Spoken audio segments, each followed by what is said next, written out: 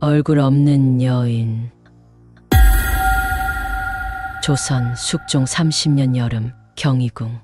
그날 밤도 평소처럼 고요했다. 정전 주변에 늘어선 등불은 바람 한 점 없이 흔들렸고 별빛조차 숨은 하늘 아래 궁녀들의 발소리만이 조심스럽게 돌바닥을 스쳤다.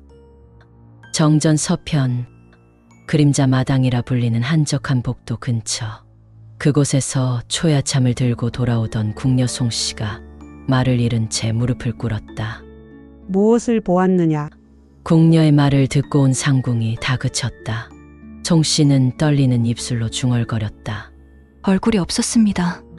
사람 같았으나 눈도 코도 입도 없는 하얀 살덩이였사옵니다.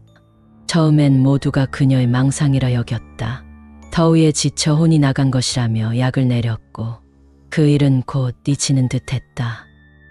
그러나 이틀 후 또 다른 궁녀가 발작을 일으켰다. 혼절에서 깨어난 그녀 역시 같은 말을 반복했다.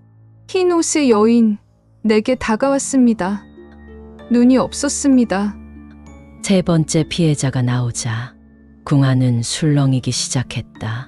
심지어 낮에도 복도 근처에서 괴기한 현상이 벌어졌다. 정전의 기와 사이에서 알 수 없는 흐느낌 소리가 들려왔고 그 소리를 듣던 하급 나인 하나가 피를 토하고 쓰러졌다. 조정은 외부에 알리지 않은 채 비밀리에 무속인을 불러들였다. 그 무녀는 복도에 한참을 앉아 땅을 내려다보다가 입을 열었다. 이곳 무친자의 자리가 아닙니다. 그러나 누군가 여기에 버림받은 것이옵니다. 죽지도 살지도 못한 채 얼굴을 잃은 이의 원혼이 머물고 있습니다. 무녀의 말은 곧 왕실 내부에서 수년간 봉인된 기록을 뒤적이게 만들었다.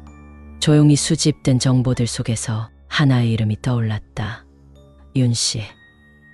원래는 세자빈으로 책봉될 예정이던 여인.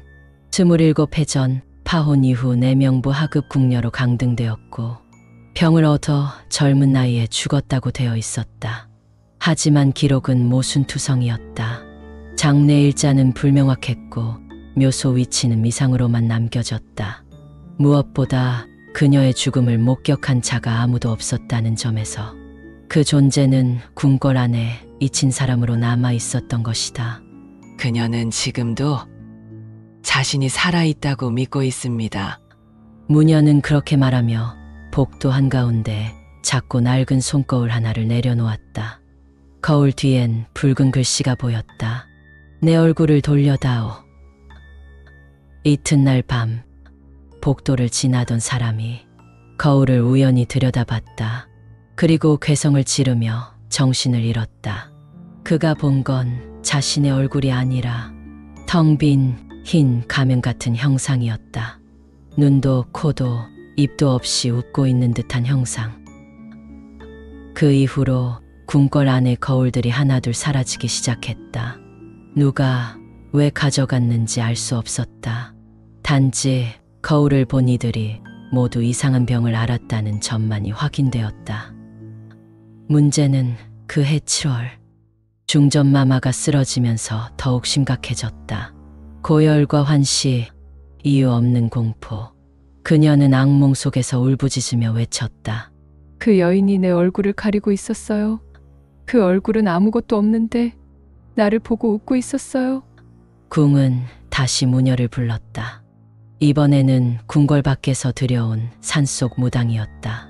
그녀는 불을 끄고 아무도 없는 복도에 향을 피운 뒤 홀로 주술을 시작했다. 그리고 몇 시간 후 조용히 고개를 저으며 말했다.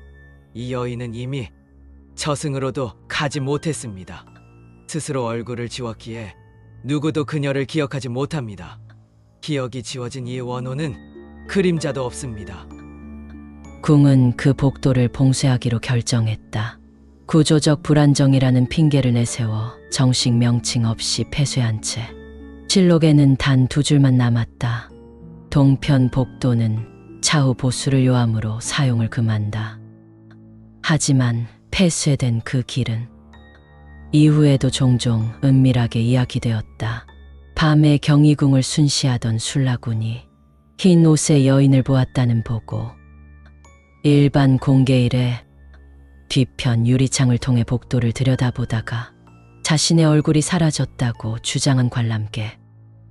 심지어 누군가는 거울 없이 살아야 한다는 말을 남기고 사라졌다는 풍문도 돌았다. 그리고 현재 경희궁 동편 일반 비공개 구역, 누구도 들이지 않는 좁은 복도, 관광해설사는 그 앞을 지나며 언제나 이렇게 말한다.